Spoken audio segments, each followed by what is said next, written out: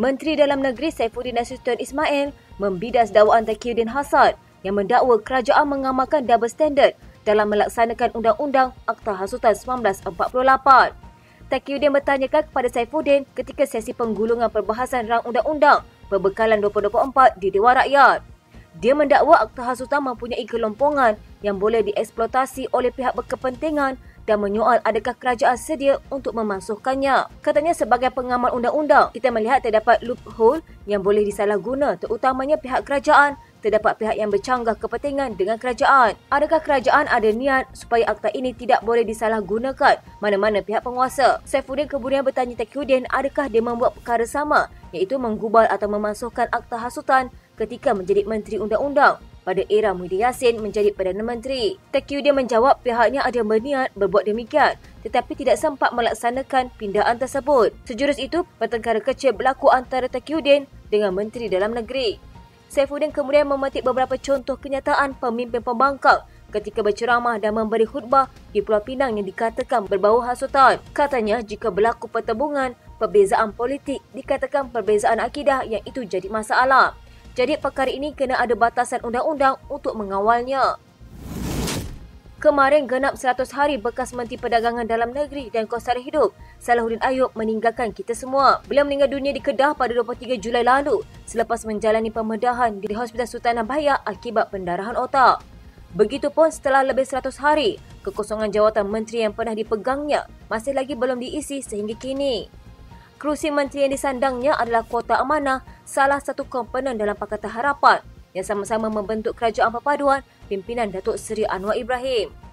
Amanah difahamkan sudah lama menghantar nama pengganti untuk mengisi kekosongan tersebut. Malah pilihan raya kecil Parlimen Pulai, kerusi yang dipegang Salahuddin sebelum ini juga telah lama selesai. Tetapi kenapa jawatan Menteri KPDN masih belum diisi? Kenapa terlalu perlahan untuk diisi dan mahu tunggu apa lagi? Diberitakan sebelum ini bahawa kabarnya pengisian itu mahu dilakukan serentak dengan rombakan kecil yang mahu dilakukan oleh Perdana Menteri bagi memperkemaskan lagi kedudukan kabinetnya. Malangnya sehingga sekarang, rombakan kabinet yang diheboh-hebohkan itu tidak juga berlaku sehingga tiada lagi yang bercakap mengenainya sekarang ini. Pun begitu tiada rombakan kabinet tidak berarti jawatan menteri yang sudah lama kosong tidak boleh segera diisi dan mahu dibiarkan saja terus tidak terisi. Dengan pelbagai isu timbul saban hari berkaitan harga barangan, isu penggunaan dan kos sara hidup rakyat, membiarkan jawatan menteri itu kosong terlalu bukanlah satu pilihan yang terbaik. Dalam hal ini, jika Anwar masih tidak mahu melakukan rombakan kabinet dalam waktu terdekat, isilah kekosongan kerusi Salahuddin itu terlebih dahulu. Lagipun, ia kota amanah, tak payah dan tak mungkin susah untuk mengisinya. Bincang dengan Mak Sabu, belum sejuk kopi pun sudah boleh selesai. Sudah banyak terdengar runggutan daripada rakyat biasa, kaki tangan awam, orang politik dan segala jenis manusia lainnya mengenai kelambatan mengisi jawatan menteri yang sudah lama kosong itu. Perkara mudah, kenapa nak dinampakkan ia terlalu payah? Bekas Menteri Alam Sekitar dan Air membangkitkan kegusarannya berikutan tindakan kerajaan memasukkan penyertaan Singapura dalam kaji selidik pengurusan sumber air di Johor kerana langkah itu berisiko mendedahkan isu keselamatan negara kepada pihak luar. Datuk Seri Tuan Ibrahim Tuan Man mendakwa pembabitan Singapura dalam kaji selidik itu melampaui had kerana sumber air adalah di bawah bidang kuasa kerajaan negeri. Katanya, saya melihat ada keperluan untuk pihak Kementerian Sumber Asli Alam Sekitar dan Perubahan Iklim sama ada dalam bentuk maklumat atau perbincangan untuk mendedahkan isu perjanjian air dengan Singapura sebab ia makan masa 100 tahun dan beri kesan besar kepada negara. Ada dua perkara. Pertama, membabitkan perjanjian dan keduanya. Dalam kenyataan dibuat Perdana Menteri Datuk Seri Anwar Ibrahim, dia mencadangkan Singapura dibabitkan sama dalam kaji selidik pengurusan sumber air di Johor. Saya fikir ini sudah melebihi had walhal sumber air bidang kuasa negeri. Jika didedahkan kaji selidik, ia isu keselamatan negara kita. Sepatutnya pihak luar tidak dilibatkan dalam kajian pengurusan sumber air di setiap negeri sebab ia membabitkan keselamatan negara. Sementara itu, menjawab persoalan dibangkitkan Tuan Ibrahim, Nik Nazmi berkata, pembabitan Singapura dalam kaji selidik untuk melihat keupayaan membesarkan sungai dan kapasiti pengeluaran air di Johor tidak menggadaikan kepentingan negara. Bahkan beliau berpandangan tiada masalah dengan perjanjian terbabit kerana matlamatnya untuk melihat apakah penyelesaian terbaik antara kedua-dua belah pihak. Katanya, saya pun ada dalam lawatan atau pemukiman pemimpin Malaysia Singapura baru-baru ini.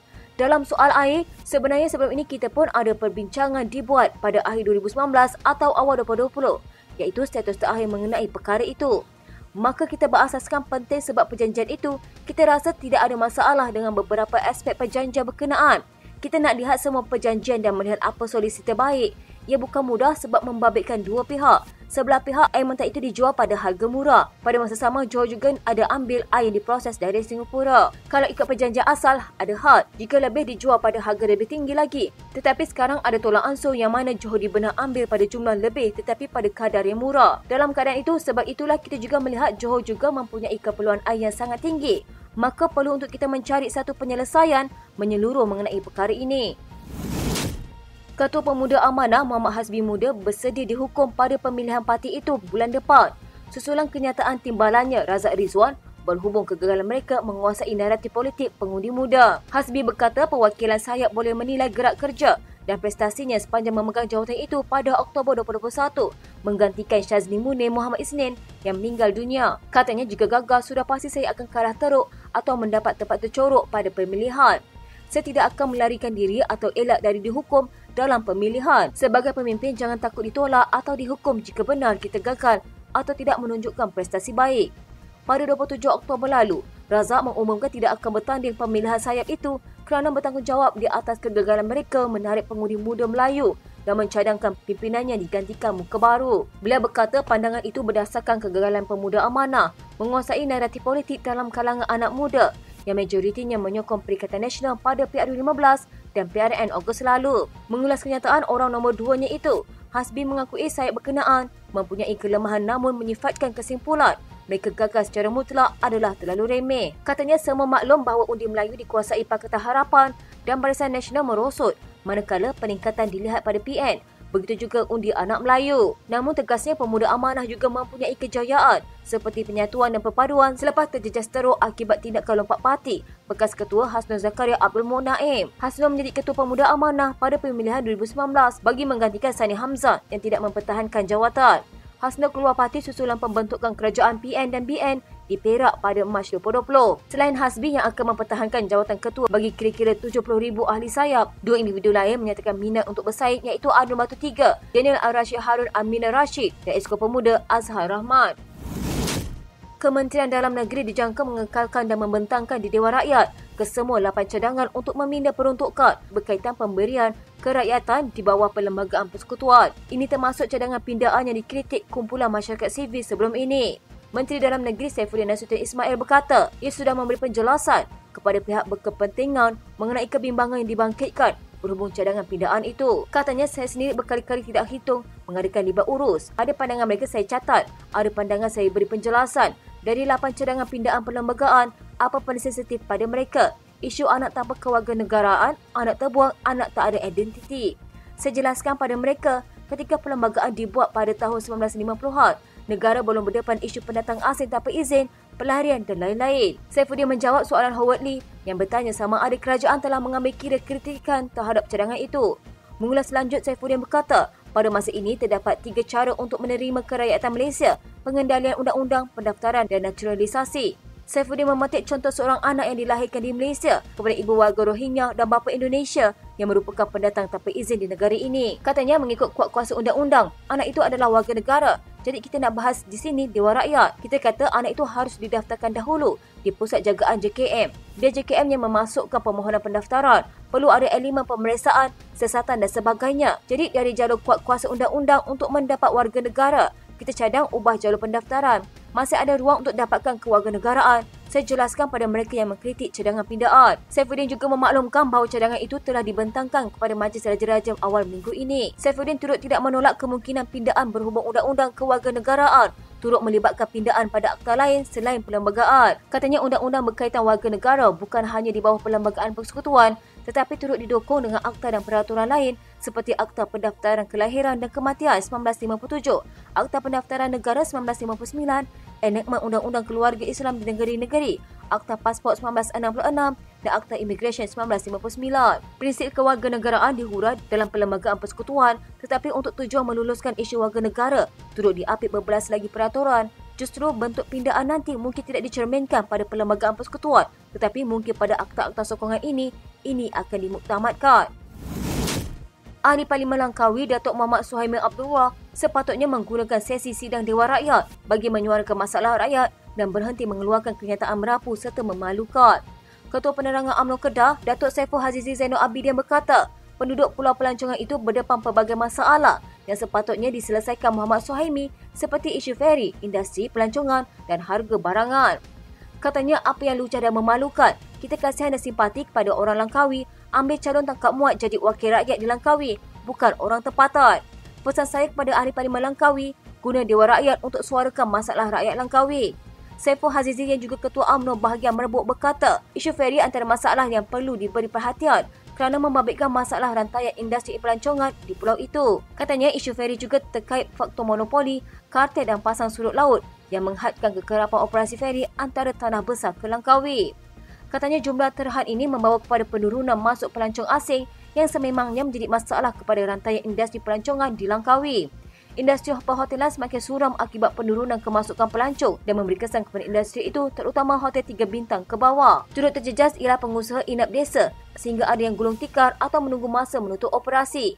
Kenaikan harga barang dan makanan berpunca daripada kekurangan pelancong, maka peniaga terpaksa menjual pada harga tinggi untuk menampung kos. Hakikatnya bercuti di negara jiran lebih murah. Pesanan saya kepada Ahli Parlimen Langkawi, rajin balik kawasan, ambil tindakan segera masalah rakyat. Henti ada merapu nak bina terowong bawah laut ala MRT dari Alor-Star ke Langkawi. Muhammad Suhaimi sebelum ini mencetuskan kontroversi apabila didakwa mengeluarkan ucapan berbau seksis kepada Ahli Parlimen Seputih tersakut pada sidang Dewan Rakyat baru-baru ini. Beliau juga pengerusi Bersatu Kedah turut mengemukakan cadangan pembinaan MRT dari Alor-Star ke Langkawi untuk menyelesaikan masalah feri yang berlarutan. Khairi Jamaluddin berkata, perolehan ventilator untuk usaha kerajaan menangani wabak COVID-19 dibuat ketika dia belum menjadi Menteri Kesihatan. Justru Khairi menggesa pengkritiknya untuk mendapatkan fakta yang betul sebelum mengulas perkara itu. Katanya, perolehan ventilator ini pada 2020, saya jadi Menteri Kesihatan pada Ogos 2021. Kalau fakta anda pun tak betul, saya tak tahu kenapa anda bercakap dengan saya. Khairi mengulas laporan jawatankuasa kira-kira wang negara yang mendedahkan bahawa syarikat Cina membekalkan ventilator yang tidak mematuhi spesifikasi kepada Kementerian Kesihatan semasa kemuncak wabak COVID-19 pada 2020. Mengulas lanjut, Khairi berkata, dia bukanlah mahu mencampakkan menteri lain di bawah bas, tetapi pada masa yang sama, dia tidak boleh bertanggungjawab terhadap sesuatu yang tidak berlaku semasa dia menjadi Menteri Kesihatan. Katanya, bukan saya kata ini saya campak menteri lain di bawah bas, tapi ini fakta. Macam mana saya nak bertanggungjawab tentang ventilator tersebut? Saya bukan Menteri Kesihatan pada masa itu. Jadi kalau nak tanya pasal ventilator ini, kena tanya pada tuan punya badan, bukan saya. Khairi menegaskan dia bagaimanapun akan bertanggungjawab terhadap soalan berkaitan perolehan vaksin yang merupakan keputusannya sebagai menteri. Dia menegaskan bahawa perolehan vaksin dilakukan mengikut peraturan seperti yang ditegaskan pada Februari tahun ini. Mengulas dakwaan pembaziran berkaitan vaksin tamat tempoh dimusnahkan, bekas pemimpin UMNO itu berkata jumlah di negara seperti Indonesia dan Filipina jauh melebihi jumlah di Malaysia. Katanya, saya tidak mahu memberi alasan untuk mewajarkan pembaziran, tetapi saya hanya ingin menunjukkan bahawa banyak negara lain juga melakukan perkara yang sama. Kerana apa yang penting semasa wabak itu, kita mendapat bekalan yang mencukupi dan bukannya mengalami kekurangan. Dalam isu hidup dan mati, saya bertanggungjawab. Anda tidak ada di dalam bilik ketika keputusan ingin dibuat. Saya ada di sana dan saya tahu apa yang saya lakukan. Saya boleh menjawab kepada PSC. Pada ketika ini, hos bersama Khairi, Sharil Hamdan menegaskan bahawa masalah pembelian akses bukan unik di Malaysia dan juga berlaku di negara lain. Khairi kemudian menyindir bahawa pembelian vaksin bukanlah perkara remeh seperti membeli Panadol di kaunter farmasi, dan di samping itu terdapat juga di isu negara lebih kaya membolot vaksin pada kemuncak wabak itu. Seorang ahli Parlimen Pembangkang membangkitkan kegusaran mengenai cadangan Perdana Menteri Datuk Seri Anwar Ibrahim untuk melibatkan Singapura dalam kajian mengenai pengurusan sumber air di Johor. Tuan Ibrahim Tuan Man berkata, persoalan cadangan itu kerana sumber air terletak di bawah bidang kuasa negeri-negeri. Katanya, pada pandangan saya, negara asing tidak sepatutnya terlibat dalam kajian pengurusan air negara kita kerana ia mempunyai implikasi terhadap keselamatan negara. Beliau berkata demikian ketika mencelah Menteri Sumber Asli, Alam Sekitar dan Perubahan Iklim Nik Nazmi Nik Ahmad menjawab perkara dibangkitkan dalam perbahasan Belanjawan 2024. Tuan Ibrahim juga mencadangkan agar kementerian mendedahkan butiran perjanjian air dengan Singapura. Dalam pemukiman pemimpin Malaysia Singapura pada Isnin, Anwar menawarkan untuk membenarkan Singapura mengambil bahagian dalam kajian mengoptimumkan sumber dan pengurusan air dari Sungai Johor. Pada masa ini, Singapura membeli air mentah dari Johor pada harga 3 sen bagi setiap 1,000 galen. Republik itu juga menjual semula air terawat kepada Johor pada harga 50 sen setiap 1,000 galen. Semasa pemerintahan Pakatan Harapan, pimpinan Dr. Mahathir Mohamad pada 2018, terdapat rancangan untuk mengkaji semula harga air mentah yang dibekalkan kepada Republik itu. Menjawab persoalan dibangkitkan Tuan Ibrahim, Din Azmi berkata langkah menyemak semula aspek tertentu perjanjian air penting kerana perbincangan terakhir berlaku pada penghujung 2019 atau awal 2020 dan kini terdapat beberapa isu baru. Jelasnya perjanjian asal mempunyai had jumlah air mentah yang dijual kepada Singapura dan kuantiti air proses yang diambil Johor. Katanya mengikut perjanjian asal ada had, jika digunakan melebihi itu, kadar yang lebih tinggi mesti dibayar. Tetapi kini wujud kompromi di mana Johor dibenarkan mengambil lebih pada kadar yang lebih rendah. Kami melihat bahawa Johor mempunyai permintaan air yang sangat tinggi dan kami memerlukan penyelesaian yang komprehensif. Justru Din Azmi berkata, pendekatan terbaik ialah memulakan semula perbincangan dan mencari penyelesaian yang menguntungkan Johor di samping menjaga kepentingan negara. Muda meraih 1.12 juta ringgit untuk bertanding di 19 kursi pada 6 pilihan raya negeri Ogos lalu, kata Presiden Parti Syed Saddiq Syed Abdul Rahman. Daripada jumlah yang diperolehi melalui kempen Muda Hasil, sejumlah RM858,252 telah dibelanjakan. Katanya sasaran muda adalah untuk mengumpul 1.5 juta ringgit untuk bertanding di 19 kursi pada 6 pilihan raya negeri. Kita menganjurkan kira-kira 50 program termasuk menjual otak-otak, perlawanan futsal dan menjual barangan muda untuk tujuan itu. Menurutnya sebahagian besar dana itu 1.08 juta ringgit diraih oleh pimpinan pusat parti. Menurut Syed Saddiq, lebih RM601,000 adalah dalam bentuk tunai, manakala kira-kira RM478,000 dalam bentuk barangan kempen seperti bendera parti, kain rentang, tiang bendera dan lain-lain. Secara purata, wang dibelanjakan untuk setiap 19 kursi DUN yang ditandingi oleh muda berjumlah RM45,000, jumlah yang kecil berbanding perbelanjaan parti lain. Syed Saddiq berkata perpecahan lengkap perbelanjaan itu akan diperincikan dalam laporan kewangan parti yang akan diaudit oleh 2 firma audit. Baki dana daripada kutipan akan dibawa ke hadapan untuk pilihan raya akan datang. Timbalan Ketua Pemuda Amanah Razak Rizwan sekali lagi tampil mencerahkinkan hujahnya dalam membuktikan kegagalan sayap parti itu mempengaruhi sokongan golongan muda. Menurutnya majoriti besar pengundi muda memilih Perikatan Nasional dalam pilihan raya umum ke-15 dan pilihan raya negeri sebelum ini. Malah tegasnya kepimpinan Pemuda Amanah juga tidak dikenali oleh rata-rata orang muda di Malaysia dan kehadiran mereka tidak disedari. Katanya biar saya cerahkankan dan telusuri satu persatu. Objektif paling utama kewujudan sebuah parti politik adalah untuk raih undi dan menang pilihan raya. Kegagalan mencapai tujuan tersebut bermakna parti tersebut gagal semudah itu. Dalam konteks sayap Pemuda Amanah juga sama. Gagal deliver undi muda, khususnya dari kalangan pengundi Melayu Islam, bermakna Pemuda Amanah telah gagal. Ya, Pemuda Pakatan Harapan keseluruhannya tidak bermain berdepan cabaran tersebut. Namun, Parti Komparan Melayu Islam satu-satunya dalam PH adalah Amanah. Maka beban tanggungjawab dan kegagalan tersebut harus ditanggung pertama dan utamanya oleh Pemuda Amanah. Kita boleh saja mencari alasan dengan menepis kegagalan tersebut pada Amanah Nasional. Kenyataan ini sebagai mengulas perbahasan di kalangan pimpinan Pemuda Amanah, khususnya menjelang pemilihan parti itu pada Disember depan. Terdahulu, 3 individu tampil menyatakan hasrat untuk menerajui kepimpinan Pemuda Amanah, termasuk penyandangnya Hasbi Muda. Razak sebelum ini mengkritik kepimpinan Pemuda Amanah sedia ada, sekaligus berharap barisan kepimpinan baru ditonjolkan pada pemilihan kali ini. Sementara itu, mengulas lanjut, Razak berkata pada akhirnya sesebuah parti ditentukan hala tujunya oleh kepimpinan pusat, bukan sayap parti. Ujarnya, air yang keruh di hulu takkan mungkin jernih di hilir. Katanya ada benar juga telahan itu, tapi adakah itu bermakna pemuda langsung tidak mampu melakukan apa-apa?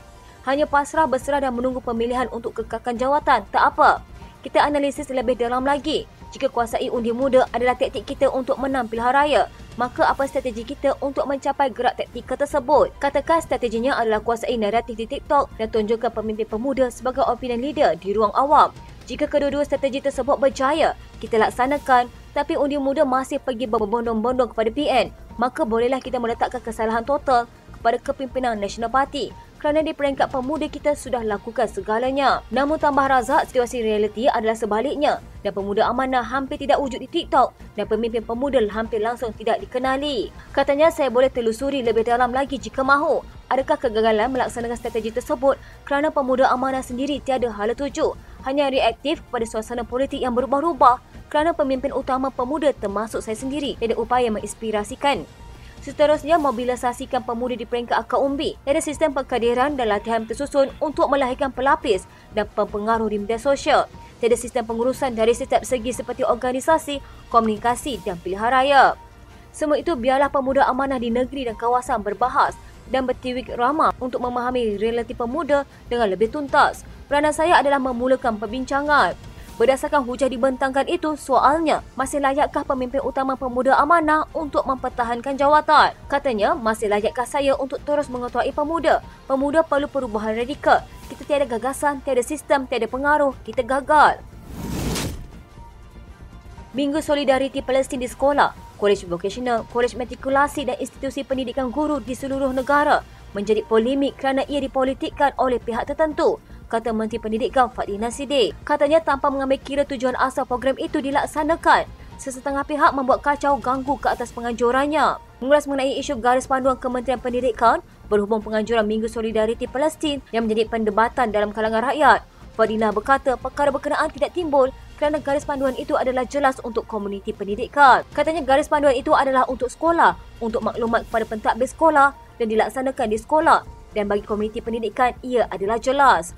Ia menjadi polemik kerana ia dipolitikkan dan dikacau ganggu oleh orang luar. Dia bagaimanapun tidak mengulas lanjut mengenai kacau ganggu maupun pihak orang luar yang dimaksudkan itu. Minggu Solidariti Palestin dilaksanakan bermula 29 Oktober hingga esok bagi menyaup pentadbiran kerajaan untuk terus bersama-sama mempertahankan hak dan kebebasan rakyat Palestin. Mengulas lanjut, Fadhilina berkata, malah program berkenaan dijalankan mengikut proses yang mengambil kira tahap pemahaman golongan murid mengenai konflik Palestin-Israel. Katanya sekolah-sekolah ini mempunyai dinamik masing-masing dan menjadi tanggungjawab guru-guru memastikan mesej ini sampai mengikut aktiviti yang dirasakan sesuai dengan sekolah. Jadi ini adalah mesej jelas bahawa tujuan kita adakan Minggu Solidariti Palestin adalah untuk mengangkat pendirian negara dan memastikan mesej itu sampai kepada seluruh anak murid kita. Menteri Pelancongan Seni dan Budaya Teo Keng Sing menempelak dan menasihati ahli Parlimen Tasik Gelugur Wan Saiful Wan Jan supaya fokus terhadap kes mahkamah dihadapinya. Malah kata Tiong, pemimpin Perikatan Nasional itu tidak perlu sibuk menjaga tepi kain orang. Katanya, saya minum, saya menari, apa saya punya imej sebagai menteri tidak bagus. Pergi tengoklah rakyat komen macam mana kamu sekarang kena tuduh sebagai rasuah. Kamu punya parti hari-hari cerita orang rasuah, tetapi akhir sekali kamu sendiri punya parti. Banyak orang rasuah, jagalah kamu punya imej parti dulu. Terutama sekali kamu sendiri punya imej, jangan kong kali kong. Cerita saya punya imej pula, saya mahu beritahu Wan Saiful, kalau kamu tidak pandai menghormati orang berbilang kaum dan agama, apalagi cerita kamu sebagai pemimpin bersatu, cukup malu kamu kata saya mabuk. Saya sudah beritahu saya minum, memang saya main dengan budak-budak. Main-main bising macam mabuk, apa salahnya? Kenyataan ahli Parlimen Bintulu itu sebagai menjawab kritikan Wan Saiful yang mendakwanya sebagai mabuk dalam acara awam semasa kempen pilihan raya kecil di Pelangai, Pahang bulan lalu. Wan Saiful yang anggota Majlis Pimpinan Tertinggi Bersatu menolak penjelasan Tiong bahawa dia bukan Islam. Dia sebaliknya berkata, mabuk di halayak ramai adalah akhlak buruk sebagai pemimpin tanpa mengira agama atau bangsa. Mengulas lanjut, Tiong dalam kenyataannya mengingatkan Wan Saiful supaya jangan terlalu menjaga tepi kain orang sehingga kain sendiri yang banyak lumpur tak nampak. Katanya, kalau dah terasa nak menuduh orang lain, cermin-cerminlah diri sendiri terlebih dahulu. Wan Saiful perlu lihat diri sendiri. Jelaskan kepada rakyat bagaimana beliau boleh didakwa atas 18 pertuduhan pengubahan wang haram seperti yang dilaporkan media. Namun dia berani menggelarkan saya mabuk dan mempunyai imej yang rosak. Dia juga telah menghasut orang ramai untuk mengajak orang lain mengulas sama ada saya mabuk atau tidak. Tambah Tiong, dalam negara Malaysia yang berbilang kaum, agama dan budaya, Wan Saiful nampaknya tidak tahu menghormati budaya, agama dan kaum lain atau sengaja memilih untuk menjadi jahil sehingga tidak dapat bersikap terbuka dan inklusif. Katanya, dia sebaliknya lebih memilih untuk memberi penilaian peribadi dan menggunakan tanggapan sendiri dalam menilai orang lain. Jika dia terus bersikap begini, lebih baik tinggalkan pentas politik. Dengan rasa rendah diri dan ikhlas, saya ingin mencadangkan agar Wan Saiful menyelesaikan masalah dan pertuduhan terhadapnya terlebih dahulu. Jelaskan kepada rakyat bagaimana dana yang sebegitu banyak boleh masuk ke akaun miliknya seperti yang dilaporkan media. Jika perkara itu dapat diselesaikan, barulah boleh sibuk hal orang lain. Tiong turut menegaskan bahawa dia berhak mengambil tindakan undang-undang susulan dakwaan dilemparkan Wan Saiful. Tegasnya, dia akan tetap mematuhi budaya, agama dan bangsa saya sebagai jawapan tuduhan mabuk yang dilemparkan oleh Wan Saiful. Katanya, saya juga berhak untuk menerusi tindakan undang-undang terhadap fitnah beliau kepada saya kerana dia tidak mempunyai bukti bahawa saya mabuk. Jangan cuba menangkut di air keruh. Demi kepentingan politik, sanggup mempergunakan orang lain untuk menutup kelemahan sendiri. Sedangkan rakyat nampak anda tidak membuat sebarang pencapaian dalam meningkatkan taraf hidup mereka.